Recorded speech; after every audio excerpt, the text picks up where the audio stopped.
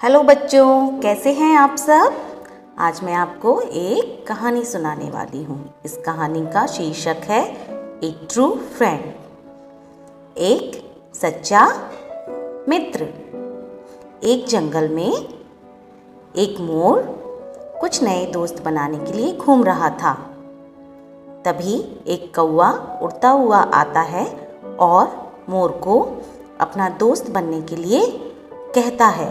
पर मोर बहुत घमंडी था, उसे अपनी सुंदरता पर घमंड था। वह कौवे को मना कर देता है, यह कहकर कि तुम्हारा रंग काला है और तुम मेरे जैसे सुंदर नहीं हो, इसलिए तुम मेरे दोस्त नहीं बन सकते। मैं तुमसे दोस्ती नहीं करूँगी। कौवा यह सुनकर बहुत दुखी हो जाता है और हताश होकर वह उड़ जाता है। उड़ते उड़ते जाकर वह एक पेड़ पर जाके बैठ जाता है और वहीं से अपने दोस्त मोर को देखता है।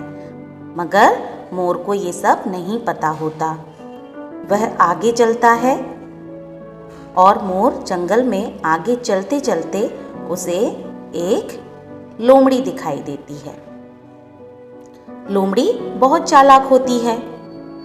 लोमड़ी को देखकर वह सोचता है, वाह, ये तो बहुत सुंदर है, ये तो मेरे जैसी ही सुंदर है, मैं इससे दोस्ती कर सकती हूँ, ये मेरी दोस्त बनने के लायक है। यह सोचकर मोर लोमड़ी के पास जाता है और जाकर उससे अपना दोस्त बनने के लिए पूछता है।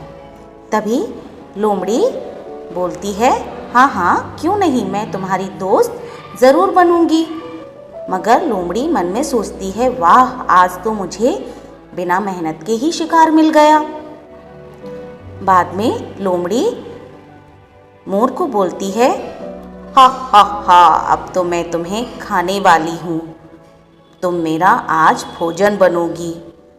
यह सुनकर मोर डर जाता है और डर के मारे ज़ोर ज़ोर से रोने लगता है। ज़ोर ज़ोर से चीखता है, चारों तरफ चिल्लाकर बोलता है, बचाओ बचाओ बचाओ, मुझे इस लोमड़ी से कोई बचाओ, कोई तो मेरी मदद करो, कोई तो मेरी मदद के लिए आओ। ऐसे वो ज़ोर ज़ोर से चिल्लाने लगता है।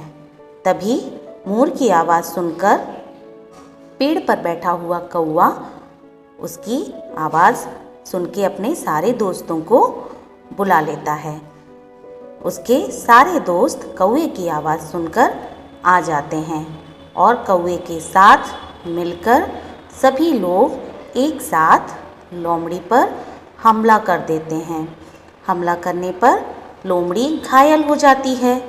घायल लोमड़ी डर के मारे जंगल छोड़कर भाग जाती है और फिर कभी वापस नहीं आती। मोर को अपनी गलती का पछतावा होता है। वह कौवे से जाकर माफ़ी मांगती है और अपनी जान बचाने के लिए धन्यवाद बोलती है। कौवा बहुत उदार था, उसने मोर को माफ़ कर दिया और उसे अपना दोस्त भी बना लिया।